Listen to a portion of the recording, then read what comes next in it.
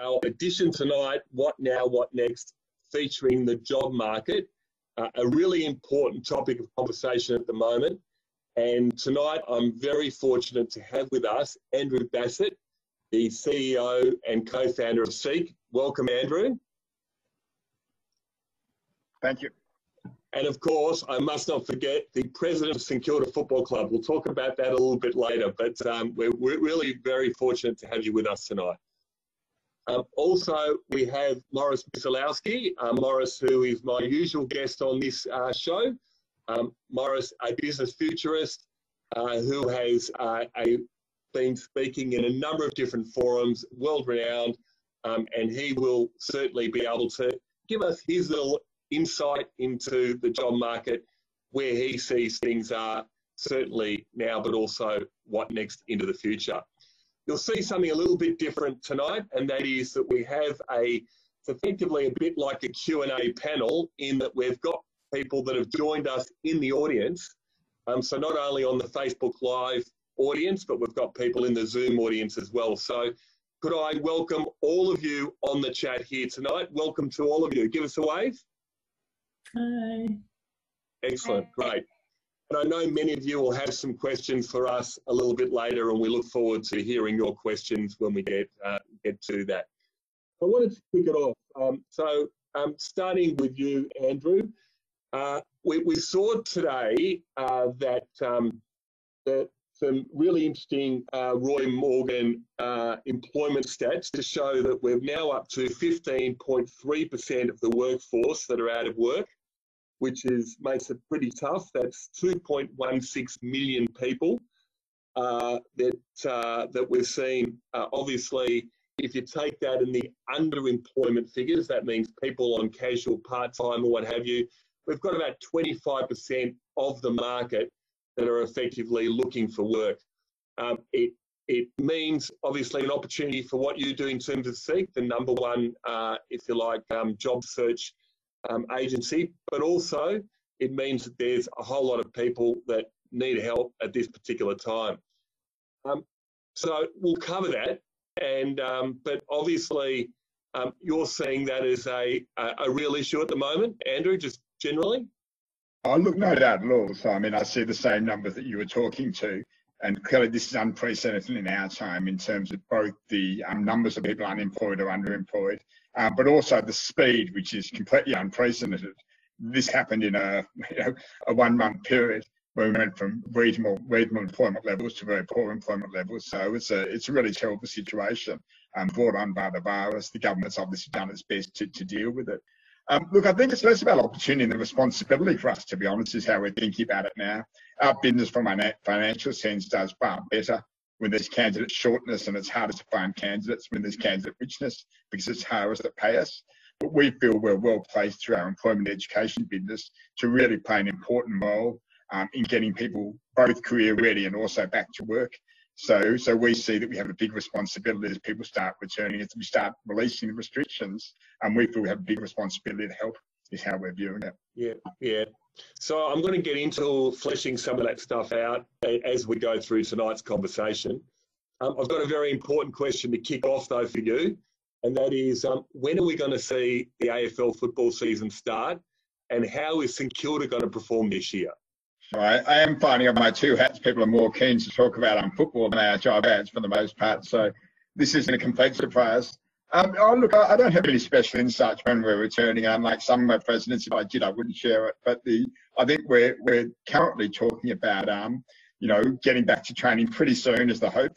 It involves some state-by-state negotiations. We're getting everyone to training pretty soon. I think the current date we're looking at for return to competition, all being well, is probably the last half of June, is when the hope to return to football is. And the AFL, I know, wants to get back and stay back rather than risk another interruption. So a lot of work's been done to that end. And I know you've done a lot of work for St Kilda. You've got a pretty strong list. So how do you think we're going to go when we finally see a season start?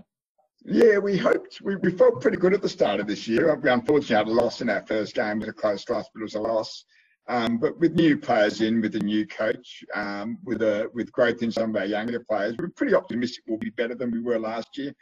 We hope to be a lot better, and that's what we want to see when we get back out there. So that's certainly the plan, but the best laid plans, of course. So I'm sorry to all of the rest of you that are on the Zoom chat. I had to self-indulge, being a passionate St Kilda supporter, to ask those couple of questions. So, of course. Any other St Kilda supporters on the chat? Morris, terrific. Yeah. Oh, look at Pia's got a scarf. That is fantastic. Well done, Pia. Brownie points for you. And yes, prioritise their questions, mate. Absolutely. Pia will definitely allow you to ask a question.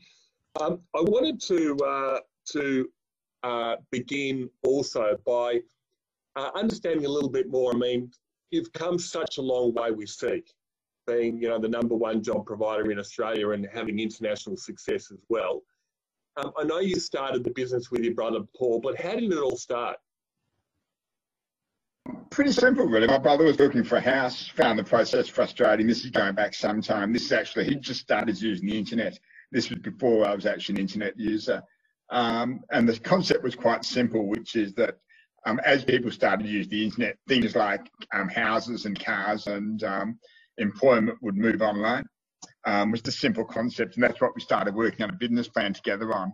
And probably the easy part was the first part, which was that it would move online, and somebody, you know, online players would be successful rather than print players long term.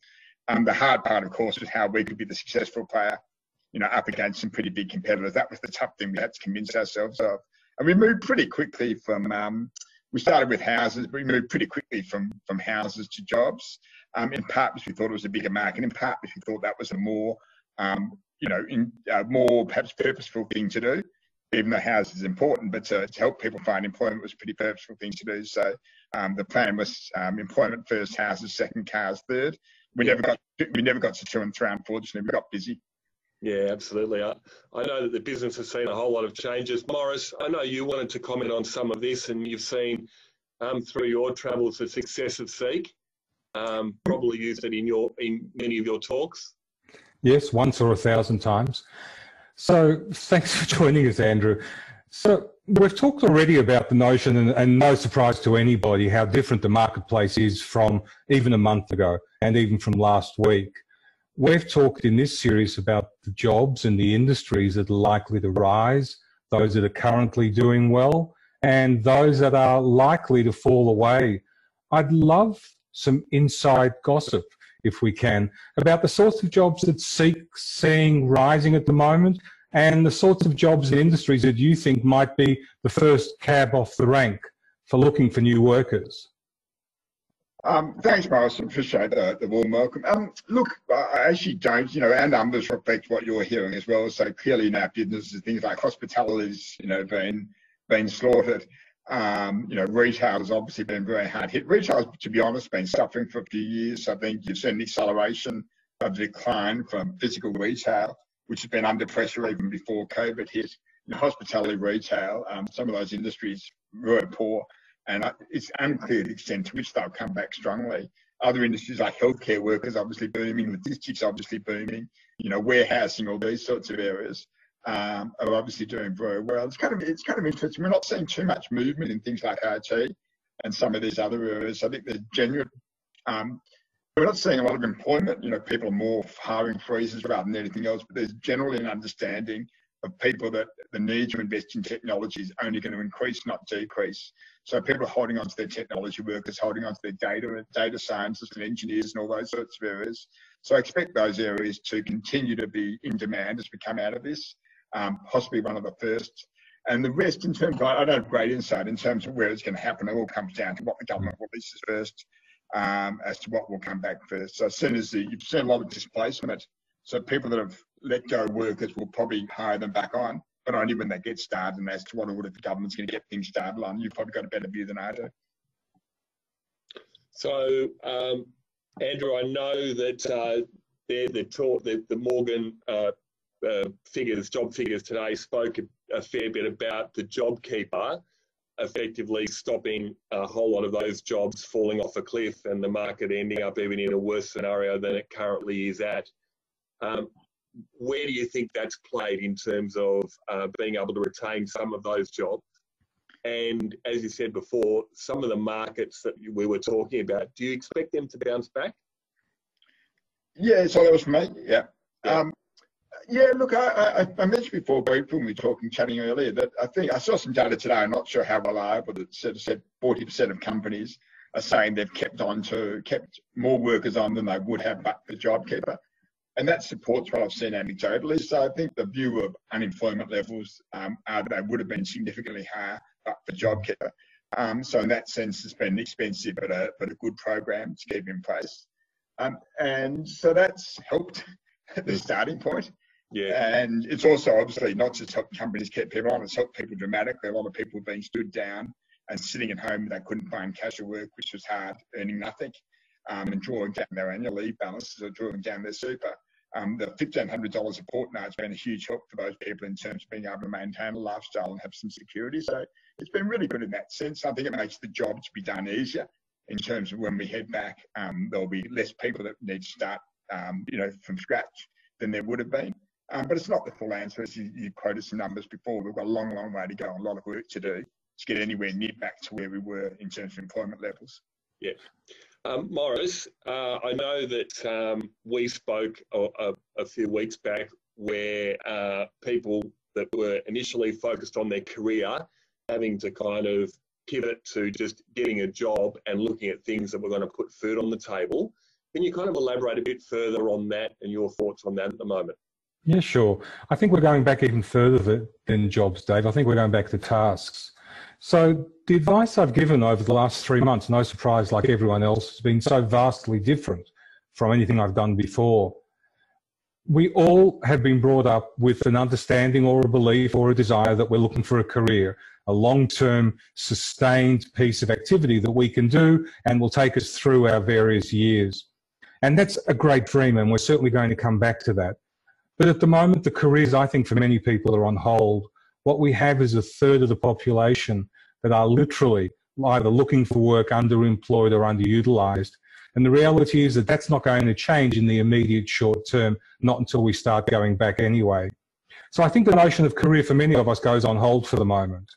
I think the notion of work also is a difficult one, because work entails, and for most people, a sustained piece of effort with an employer. And that's not around as much as it used to be before. Andrew's already talked about the fewer job ads that are being seen through Seek and other places. So for most of us, if we're going to put food on table, if we're going to keep our mind and our body active, if we're going to do something, the reality is in the short term, we're going to be task oriented. We really need to be asking ourselves, the question is, what's the skill set that we have? It may not be the one we want to take into a job. It may not be the one that we want to do a career on. But at the moment, for instance, can we drive a car? Can we dig a ditch? Can we take somebody somewhere? Can we knit something? Can we install something for somebody? Is there a task or an activity that we can do? Is there something we can cook? And to look for opportunities to offer those single tasks. And those single tasks can be enough, and maybe will be enough for now. Now being, again, this untold period of most probably weeks, maybe months. So there's work around. We've talked before about the sites, and Seek is one of them, where people can go and find those kinds of activities. It's a mind shift that we need to come to sustain ourselves and to get us through this period. So just picking up on that, Andrew, I know that there's been a number of companies, for instance, like Telstra, that would normally have their call centres offshore, that are starting to onshore some of that work now. Are you seeing that happen with some of the jobs that are being advertised on Seek, that kind of we're seeing different jobs now than we did before, and as Morris say, more tasks that are being advertised? Too early for me to pretend I've got a great call on that in terms of the data. You know, there was a clear trend towards that at some point, and there's been a bit of anecdotal evidence like Telstra and a few ads up there that support a little bit of onshoring now. Whether that becomes a major factor or not, it's a bit early for me to call.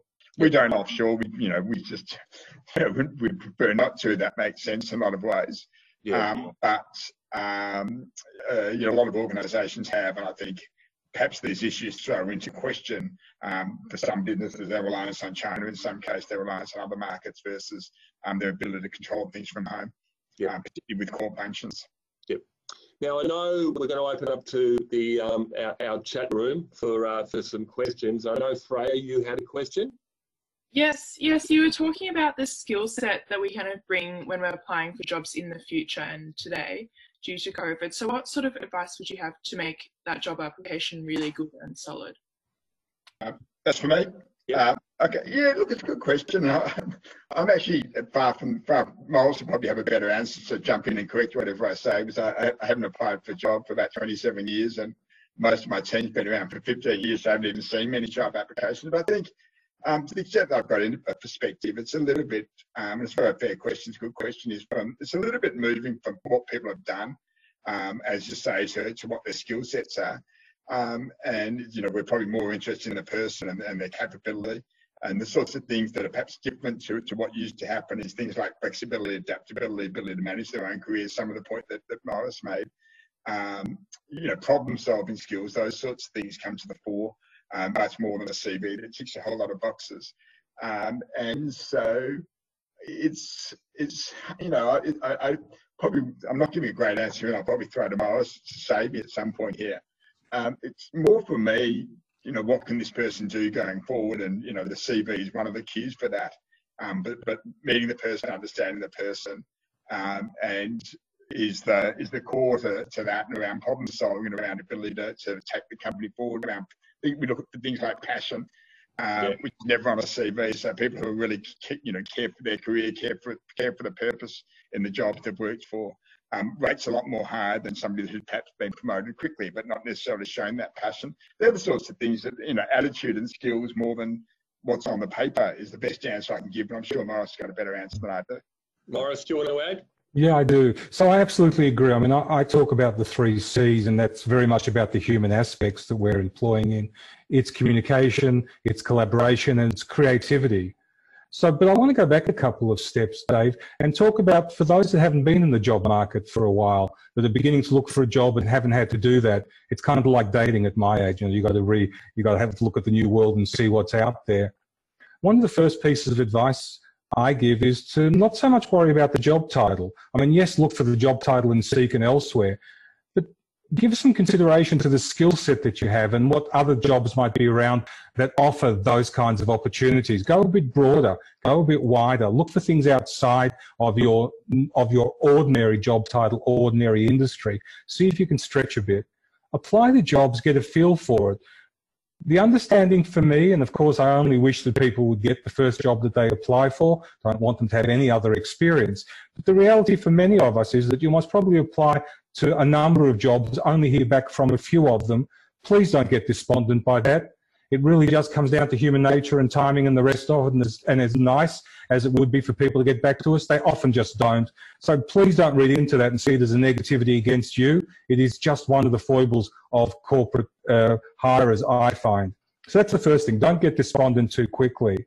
Keep applying for jobs. Accept all the interviews that you can. It's one of those things, if you haven't done for a while, that you need to practice, like anything else. Get really good at talking about yourself. Have some really interesting answers for people. And again, as Andrew said, absolutely, it's more about the human. What I'm finding nowadays, as against 10, 15, 20 years ago, or even longer, is that nobody really hires on skill anymore. By that I mean this, that is decided long before they even contact you. In your CV, you're going to put the skills, the backgrounds, the qualifications, experiences you have. They'll check that out. Only at that point will they make contact with you, once they believe that you are capable of doing that job. And then what they're looking for is a cultural fit. They're looking for the best human that fits into that organisation, that can advance that organisation and carry it forward. That's the kind of person they're looking for. And that's where Andrew's advice really kicks in. That going into an interview is really selling yourself. It's about marketing yourself. It's about talking about your key responsibilities, the key traits that you have. And I would suggest, as always, doing a lot of research about that company. What you're trying to make them understand as quickly as possible is why you're an absolute fit for them, why they can't live without you, and why haven't they had you there before. If you can leave them with that kind of an understanding, that kind of a belief, then you're far further ahead. Yeah, look, I think that's some really good advice for everybody out there, particularly during these times. And I would just add 2 other things as well. And the first one is put your hand up and volunteer. So get yourself in the door and show that you've got some worth and get some experience, particularly at these times. And also offer up some ideas, because just as we see many businesses out there that are really struggling with what market they're in, if you can see an opportunity for some businesses, pick up the phone, talk to people and say, hey, you know, have you thought about this? And show that you're actually being able to bring some ideas to the table. And Dave, just on that point, just to finish off that point, it's what we've said all the way along, that we're living in unusual times. This is not a standard job interview as we once knew it. You can do exactly what you've just said. People are looking for resolution. People that are hiring you are just as uncomfortable and just as uncertain as the rest of us. They're not sure what's ahead. If you can bring them some advice, if you can tell them how your skill set and what you do might add value, this is a perfect opportunity to have that kind of a gumption, that kind of an inroad. Absolutely. A bit of a chutzpah. That's the word. Okay, we might move on to the next person on the chat for a question. I believe Josh Garcowie has a question. Oh, thank you. This is to both Andrew and Morris. Out of the GFC in 2008, we saw a resurgence of innovation, a lot of highly impactful companies, including WhatsApp, Vimeo, and Groupon being born. My question is, what type of innovation do you see being on the horizon, and which industries do you think will be most disrupted and shaken up after this COVID crisis? Okay, so who wants to go first? Andrew or Morris? You can go this time, Morris. All right, Morris, you kick it off. So to me, the biggest shift we've had, Josh, over the last while is something that you take for granted. And that is that the lesson that I've seen my clients and my generation learn in the last month is that the internet actually exists. Really simple point. Up until this, for most people, for many people, that have grew up where it didn't exist, it was a bolt-on, it was an addition. So most of them have run their businesses in the traditional way, that have used their bricks and mortar or whatever activity they have, and they talked about virtual, they talked about internet as a bolt-on, as an add-on, as a nice to have, we'll get around to it when the budget fits. It really hasn't been one and the same business. The biggest shift I've seen in the last month, last 6 weeks, is how easily people now are fluid between a solid business and a virtual business, and how they see the two working well together. It really is about which is appropriate for the time, for the experience, and for the people and the interaction, and that changes all the way through. The reason for saying that is that I think the industries that are going to succeed out of this are the industries that pick up on that and run with it. We're going to see a whole lot of new software develop. We're going to see software around the thing that we're using now. This Zoom that we're using and Facebook Live, we're not really built to do what we're doing. We've stretched it to its limit. There are a whole lot of software developers out there, a whole lot of people like Andrew was many years ago saying, why can't it be this way? It's so obvious that we're going to sell our employment online, that people are going to do that. There are a whole bunch of people in this space now looking at the world we're living in this last month, thinking about the fact that it's likely to have some legacies, things will carry into our future world that we've learnt in this space, and how can we adapt and change those? And they will be both virtual and physical. There are some industries that are likely to come on first, and for me, they're the ones that are still around now. The health industry, logistics will be around, all of our infrastructure will be around, anything around government is only going to continue and increase. So I've suggested that what we look at are the industries that are currently riding really well. Ask ourselves the questions of what changes have they seen, what changes are they likely to want to see, and then begin to look at opportunities down those roads. And Andrew, what do you think? And particularly, you know, some of the industries that Australia and particularly Victoria have done really well in, things like the hospitality, the service sector, agriculture, education. Would you see these things bouncing back after COVID, or would you see other things kind of emerging? That's a big question. Was that meant to relate to the innovation question? Was I mentioned both? Both. I was trying to weave a web between two of them, so I'll answer them both separately. Just to basically, you know, most of the points were all very well made. I'll come back to. I'll stall for time on your question, David, and probably forget it. On the innovation piece, I think it was a good question and well answered, Morris, in terms of the overall, view of this. The one thing I'd say though is the times of change is when innovation are most needed, but most easily accepted. So if people are doing something in a certain way, it's actually hard to shift their behaviour. when everything's thrown in the air, because, you know, as it has been through COVID, I think a bunch of new problems are there to be solved, and people who can do a good job of solving them may find a more accepting audience than would have otherwise been the case. And so I think you'll actually see some businesses spring up pretty quickly on the other side of this that can solve new problems that have emerged. And so, you know, that's kind of the starting point. I think that's across every industry. And in our industry, we've gone from, frankly, being poor at innovation to being good at innovation. From probably about 2011, 2012 to now, we've improved out of sight. And we've given people much more room to move within our overall purpose of helping people with their working lives, helping employers succeed. Here's the problems that we're trying to solve. Go out and help us solve them, giving them that scope, and getting better and better at doing that. Now, all of a sudden, that's been upended. We've gone, as I said before, from having a lot of candidate shortness, and that being the focus, to a bunch of industries having candidate richness, an unprecedented amount of people who will find work over the next 6 months, but then to help that happen in an accelerated fashion. All sorts of other changes with industries falling over and some industries growing, which is a bit of a segue to your question, and therefore real need for education, which we've always said is connected to employment very heavily. But a different form of education. People don't have 3 years to retrain themselves. That's where things like micro-credentials come in.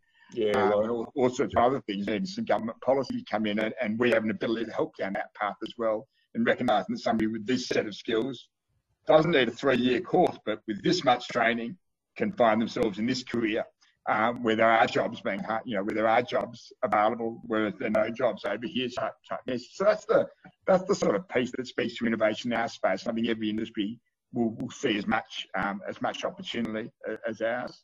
So the specific question, it's a bit early to call an industry. I think, there's certain industries, this whole trend to software was happening anyway. So retail, I always saw, was heavily challenged. And it's not so much that people aren't still going out to shop, but the availability of online and better economics of online kind of means that margins are getting smashed. And people are going to shops, they're checking their phone, and they're saying if they can buy it for the same price in the shop, they buy it in the shop. If not, they'll just buy it online for cheaper, and forcing the retailers to bring down margins. And so if you're on big margins before, your margins shrink. If you're on low margins before, you're out of business. As one by one retailers were seeing before this happened, COVID certainly doesn't help. So a bunch of industries are going to be challenged. Other industries like agriculture, which is one of the ones, so I think this will accelerate the decline of retail and the challenge within retail. Agriculture, people need food, healthcare. Anything, I think, governments and societies are going to invest more aggressively in healthcare. So the next time this comes around, we're better prepared, etc. But I don't have any crystal ball beyond the obvious for your specific question. So I'm going to have a follow up there, and then I'll get back to our group. So government at the moment in Victoria have borrowed $24.5 billion, and that is to effectively keep the economy going, to stimulate the economy, and to ensure that we ultimately can produce those jobs going forward. So if you had that checkbook with that kind of money, what would you do to ensure, I know it's a big question, but what would you do to ensure that we have a jobs-led, business-led bounce in our economy going forward post-COVID? Yeah, Morris probably thinks about this more deeply, because I've tried to influence politicians, but fair to say, so I'm sure you'd be an exception, but fair to say my visits to Canberra haven't been that effective. So I've given up. My door's always open to you, buddy. Yeah, I've been coming up with answers because no one's listening to me anyway. But look, I think the starting point is less about the short term, more about the long term. I think government has an opportunity and a willingness to write checks, and perhaps an accepting environment to undertake genuine reform now, which may not have been possible. Probably wouldn't have been possible 6 months ago when political parties were all busy fighting amongst each other and all the rest of it. There's a bigger game now where there's an ability probably to get sensible reform through Parliament, and a willingness to perhaps go backwards rather than going forwards in terms of things like meeting surpluses and everything else for a period of time that might make the reform longer term rather than something that needs to pay off within 6 months. And there's lots of headings of possible reform, from tax reform, from industrial reform, and a range of other headings. I'd just like to see them address some of those structural challenges that I think make Australia less competitive than a lot of other markets. And if we can use this period to do that, we'll come out of it and we'll have more jobs than we otherwise would have. To be frank, I was fairly bleak on the long-term jobs picture for Australia before COVID happened. I thought we were losing rather than winning the battle of disruption. Yeah, people in the US industries, US players are winning, Chinese players are winning, not too many Australian players are winning. In industry by industry, I saw shrinkage rather than growth as a result of disruption. The opportunity for reform may help us there. And that's what I think is the best hope of saying long-term job creation rather than focusing too much on short-term job protection. Yeah. So can I just hang on one tick, sorry. I just want to pick back up on one thing that Andrew just said. Those structural changes that you mentioned before that are needed, I don't want to let you go without kind of mentioning those. Just briefly, what are some of those structural changes that could unblock that for that longer term growth and reform? I'm not the expert here. There's a lot of things I believe in. So whether I actually wasn't necessarily supportive of tax cuts, but things that made sure that encourage investment rather than discourage investment made sense.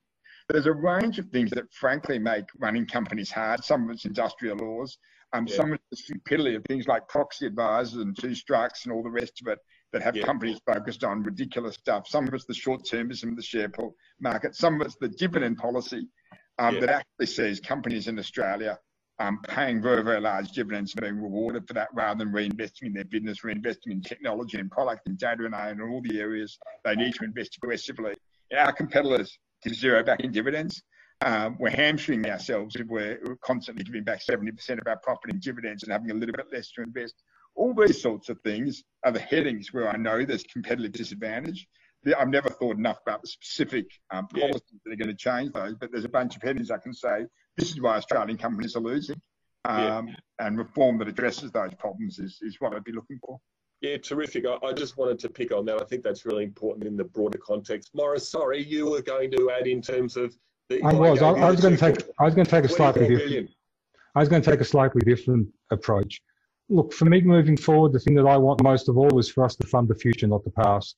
And I find a lot of policies are thinking backwards, trying to figure out what we did before and how we maintain them.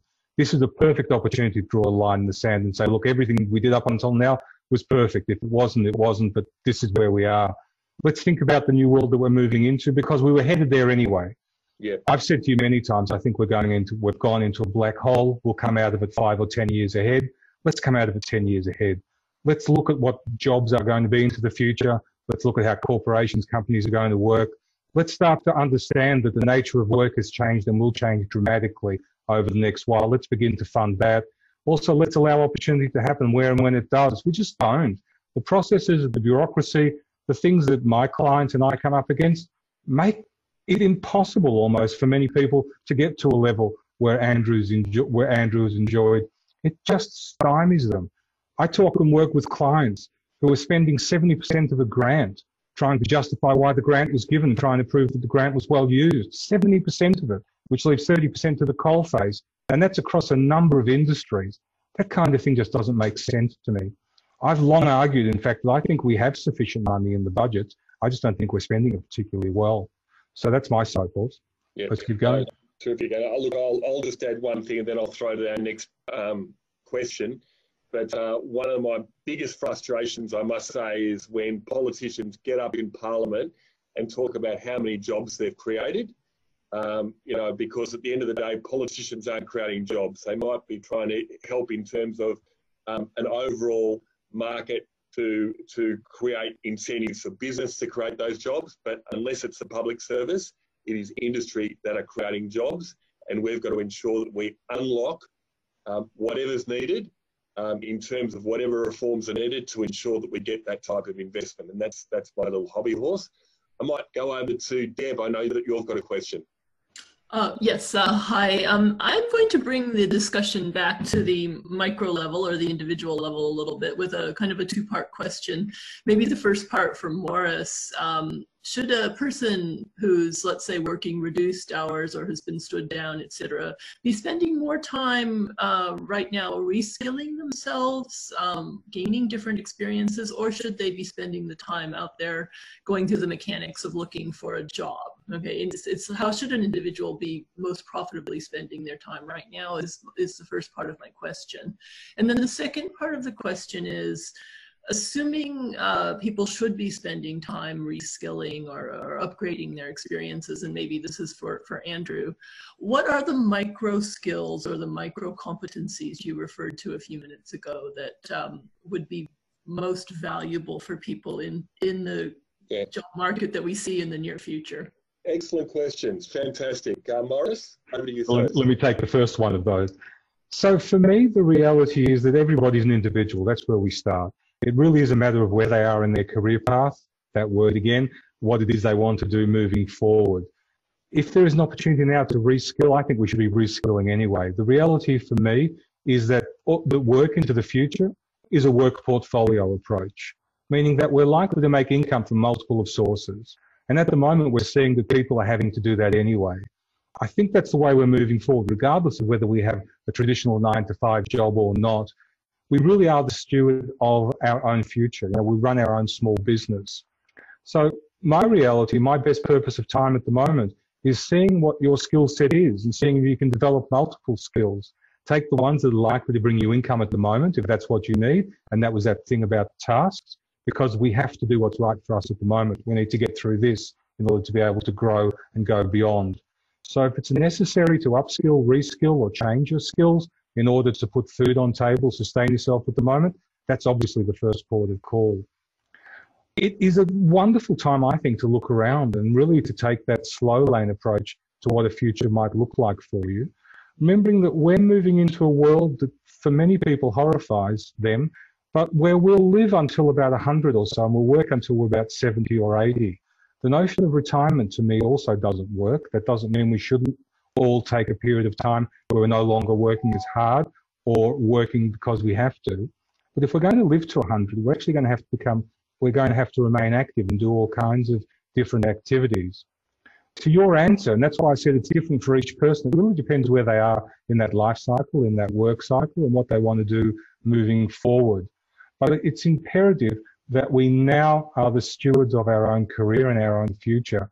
And it really is a matter of doing that audit and then following through on that. I might switch over to Andrew, particularly around the micro-credentials that Deb asked. So could you just elaborate on those? Yeah, no, it's a really good question. It's a very good question again, which relates to the one we had before. It's hard for me to be too specific about the answers. There's some obvious areas where it's impossible to find people. Things like data science, engineers are hard to find. Coders, there's a range of areas that are kind of obvious. But beyond that, there's plenty of areas that are also hard to find people. But I don't have the data at my fingertips. But this whole concept, and where SEG's going to, we want to be able to help people with exactly that, because actually there's enough data in the world. We're actually trying to work with governments with limited effect. It's getting a little bit better. There's enough data out there because we know precisely where the candidate shortness are, where there's jobs available that are hard to fill, and conversely where there's plenty of candidates but not many jobs. We kind of know in a very detailed fashion what skills are needed for this set of jobs that are hard to fill, and there's not many candidates. But we can kind of help you through the process of where the gaps are in people's skills who aren't finding work and what's needed. And that's where micro-credentials come in, which is really designing things around those gaps where there's large numbers and big holes. And the starting point is there's a lot more of this needed. What's the minimum we can do to take a lot of people up from here to there? And that's what you're starting to see. And the only overlay on that is not forgetting, it's not just what you're good at, what you're passionate about, what you enjoy. And so, the other pieces, so there's the scientific, where's the gaps and what your skills are and the rest. And then there's what you enjoy, because the high likelihood if you enjoy what you're doing, you'll do a good job. And if you don't enjoy what you're doing, you'll do an average job at best. And that's the other piece to put together. So I can't give you, it's very hard without knowing, to an individual to give meaningful advice to that individual. But that's the pieces that you try to triangulate. To recognise that the shortages are, recognise what your skill set is at the moment, but also what your passion is, and to pursue really energetically, up to Morris and David's point before, where your passion is and where you think the opportunities are, and do whatever is needed, including if that be doing a micro-credential, or a course that doesn't have credentials associated with it. Doing volunteering. I think Dave was specifically wanting people to volunteer in his office, was what that preference was. Whatever it might be, and it's that sort of passion and energy that does tend to appeal to employers. Yeah. Look, I think it's a really interesting point that you make. And the other thing too is we're seeing a change in the job market, but we're also seeing a change in the education market as well. And as you pointed before, that 3 or 4 year degree, albeit that there will always, be a market for those, there is a new market for, as you say, these micro credentials where people can look at a specific skill, what they need for the job here and now, which I think is really important during these times. Thanks, Deb, for that question. I want to go now to Bridget. I know, Bridget, you had a question. Hi, Morris and Andrew. I was wondering, what do you see businesses and jobs in general learning from this period and potentially changing, such as the possibility of continuing working from home even post-COVID? Who wants to kick that off? Thanks, Bridget. Andrew, start with you. Look, I'm not sure if the second was the bit about working from home was a qualifier, or there was more, to the more general question, or whether you wanted me to answer both. But I'll start with the working from home. Yeah, I think you'll see some difference there. I think in the short term, I think some people have realised, number one, that can be reasonably effective from working home, and some people are seeing benefits from a personal level and quite like that. So I think certainly on the demand side from individuals, we expect to see a much greater demand coming out of this period for people wanting to work at home. And the issue has tended to be on the other side of the fence, that companies haven't really loved it. They felt it's less effective. Whether companies move in this and say it can work pretty well and therefore more flexible in terms of allowing that demand to occur, to be granted, that's the open question. I think that I suspect you'll see some change. How big that change will a little bit depend on the supply side. And yeah, generally this just speeds up. I mean, disruption's happening all the time, and it's the poker analogy I use with, for every industry, that the argument is, if you can't spot the idiot at the table, you're the idiot. And that's, I think, true of it. That's true of really every industry in terms of disruption. If disruption is occurring at pace, this will really speed it up and speed up the change. And those businesses that are agile, those businesses that are really focused on the problems they're trying to solve, and doing a better job every day of solving problems for their customers and building deep relationships with their customers, using data better, building better software, etc., will be successful. Those businesses that assume the rules in 5 years' time can be the same as the rules were 20 years ago, will largely fall by the wayside. So I think there's this overall concept, both from an individual, in terms of your career, but also for organisations of agility, of focusing on the right things, not the wrong things, all those sorts of things that I think will come to the fore. Yeah. Morris? So I don't actually think working from home is all that important. I think it's a question of relevance. But what we're moving to is a world where we will work where and when and how is appropriate. And I think that's a much better way to look at it. Some people do that from home, and they should do that where and when is appropriate. Other times, it's most probably better for them to be collectively with somebody else. It's the fluidity that I want us to take out of this. It's the notion that we don't all have to go to a fixed place at a fixed time and do a fixed set of jobs and tasks, that those things are done best where and when they are. Some industries that doesn't make sense. Some industries are centralised. Our hospitals at the moment, even though we are starting to disseminate, are all in a centralised position. We need our wonderful police force to be on work, on job, and wherever they need to be. But for the rest of us, I hope we take out of this the fluidity, the ability that we can relook and rework what we're doing and figure out on a dynamic basis, in other words, literally minute by minute, day by day, what's most appropriate. I'm hoping that's what my organisations are taking out of it. They were beginning to explore it, but everybody had this legacy thought, meaning that it's not the way we've done it before. Our systems weren't set up for it. But we've seen in the last month how quickly we can dissolve the old systems and build new ones. Health has changed dramatically. Education's changed dramatically. Most industries, in fact, all industries, have had to adapt. That's what we need to take out of it. That's great. So I might just add to that, because I've had a question that's just been submitted from Kathy from Glen Huntley, and she's saying that we've now seen working from home can work really well for many people, and what will you do effectively, what will we do to enable more jobs to be family friendly, flexible and part-time, including professional roles? Andrew, do you see, is that something that you've done within your own workforce? I mean, in Seek itself, are you finding people working from home during all of this? Yeah, it's kind of interesting because as I said, I think there's a little bit of imbalance. Yeah, we've done a fair bit, so I think we're more flexible than average. But I'd say it doesn't have. It's had limits. So there's a question mark, and even with things like homeschooling, on the one hand, it's sort of working. But on the other hand, I keep, I've got sort of a 21-year-old and a 19-year-old who seem to be doing their uni okay. But my 14-year-old and 13-year-old, I'm catching, playing PlayStation when they're meant to be at school. Or my daughter was watching Shrek very happy on the couch eating cookies when she was in the middle of class with a photo of herself on Zoom. So there's a question mark about, the effectiveness. Is this, even though there's a preference when people like it, is this as effective? And what we've found in the past with flexible work, for some people and for some roles, it works fine.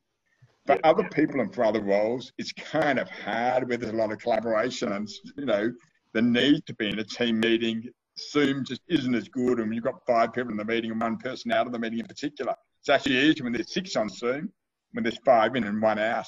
That person finds it hard to have a voice and be as effective, and they find that flexible work isn't working for them, etc. So I don't want to give a completely Pollyanna answer that we can just go to completely, everyone can work from home as much as they like and companies are going to be just as effective. I think we're going to see a lot more than we did, but I think it's going to have to be done in a sensible and balanced fashion. And we're going to we were here, we're all going to be moving in this direction, and this is more flexibility. But if we sprint to here, it could have other effects that, are unintended consequences on a range of fronts. So I think it's going to kind of be this. We're all exploring, we're all thinking about it, but not that. That's my sense. But again, Morris, I've got a more thoughtful answer. Look, I might just, Morris, did you want to add on anything on that? No, I think the structure of work's going to change too. I've been playing in the last couple of weeks with the notion of middle management and its purpose now, given this new workspace that we have and the changing notion of it. So expect to see more than just about where we work. I think this whole notion of how we work, why we work, all of those things are up for grabs now too. But the reality, the really strong reality is, going back to being pragmatic humans, is as soon as we are allowed out of hibernation, we will run back to what we had before. And that's where we'll take ourselves to. So yes, we'd like to see lots of change. I just hope we're not all as disappointed as I think we're going to be when we just literally go back and do what we did before, especially in the first instances. Thank you, and thank you for that, Andrew. We've got one last question, and I might finish up with a final one. Pia. Thanks, David. So as a young Australian, I've been quite concerned that it's my demographic who are facing the most job loss, despite being the ones who will have to repay this significant debt well into our working careers.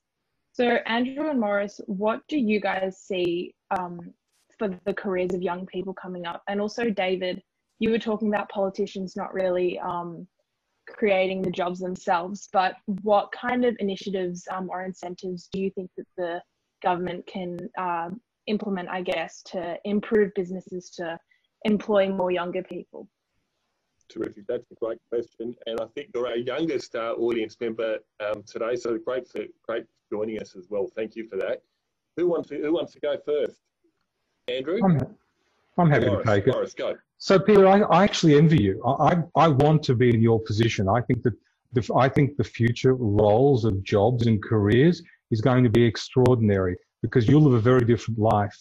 The life and the way that we're structured now is really about one activity sustained throughout. So it's learn one thing, get one qualification, and do that for 30 or 40 years, rinse and repeat.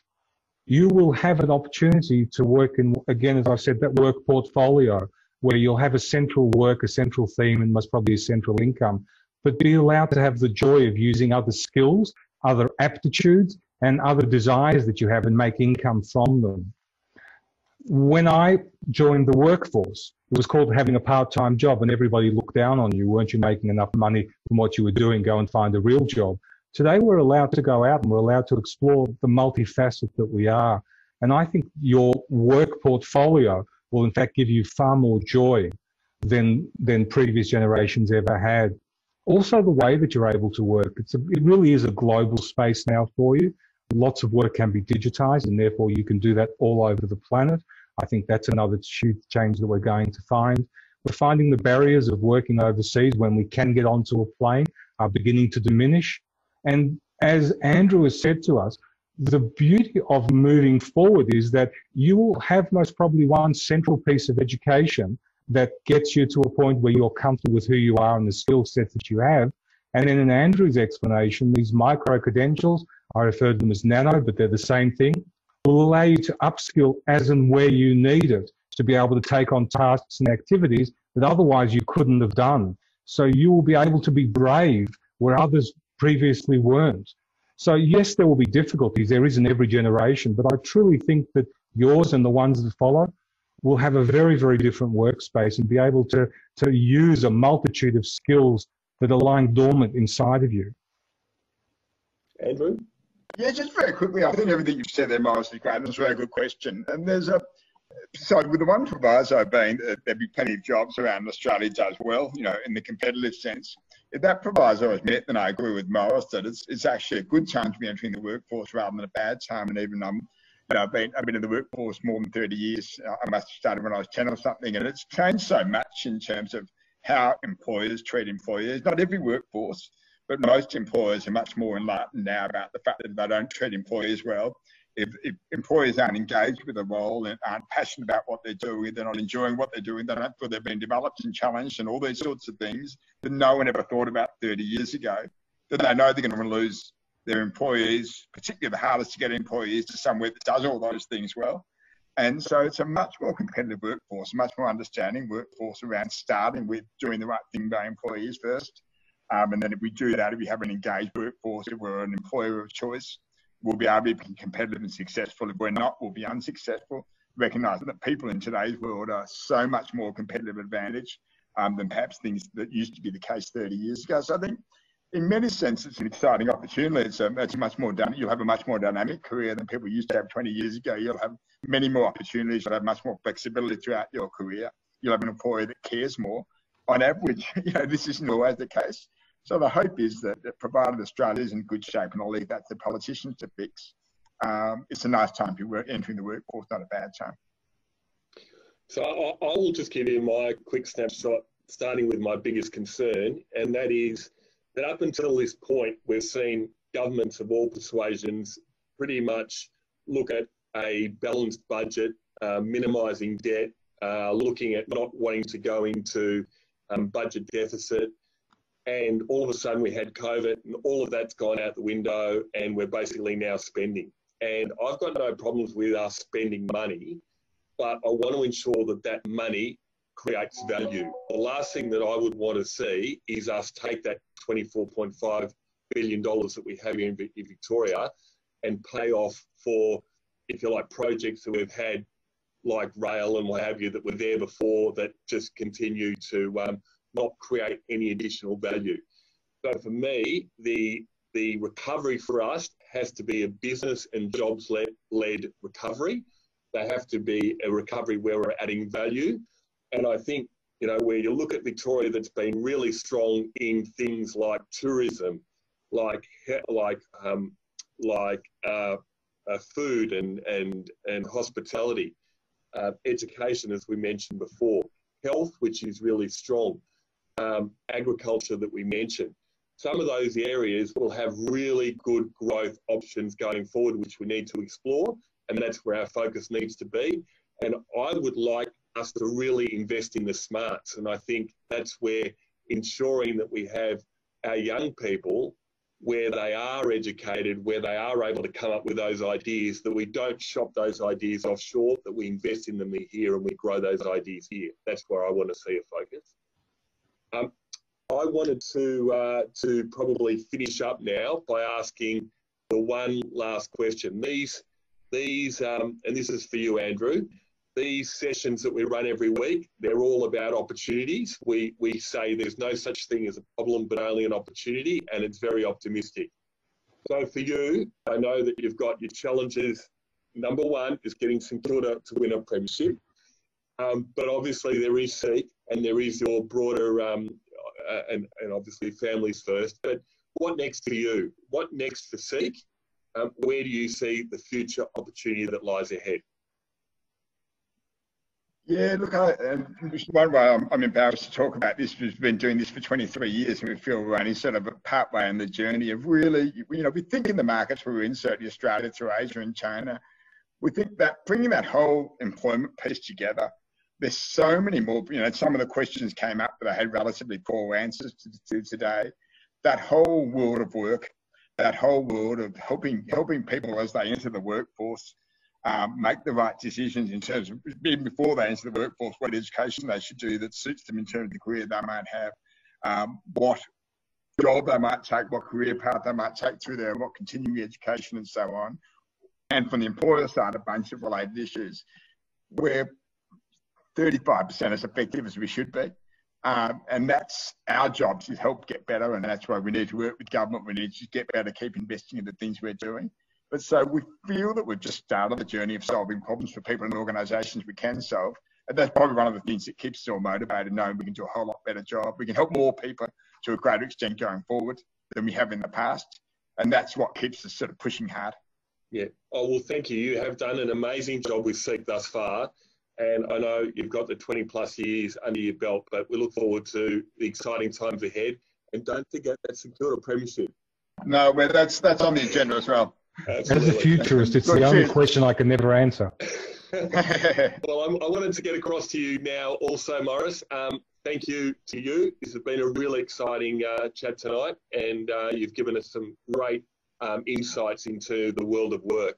We really appreciate that, so thank you. Pleasure as always. I know next week we'll be talking nutrition and fitness, which is probably a bit different for us, although I try to do a little bit for me, and I know you do a bit as well, so we look forward to that. I'm the before. You don't want me in the nutrition, on the nutrition talk, all on the grooming talk at the moment. So no, that's all right. Thank you, Andrew. Thank you very much for that tonight. Thank you, Morris. I wanted to finish by a big shout out to all of the people that have been online tonight.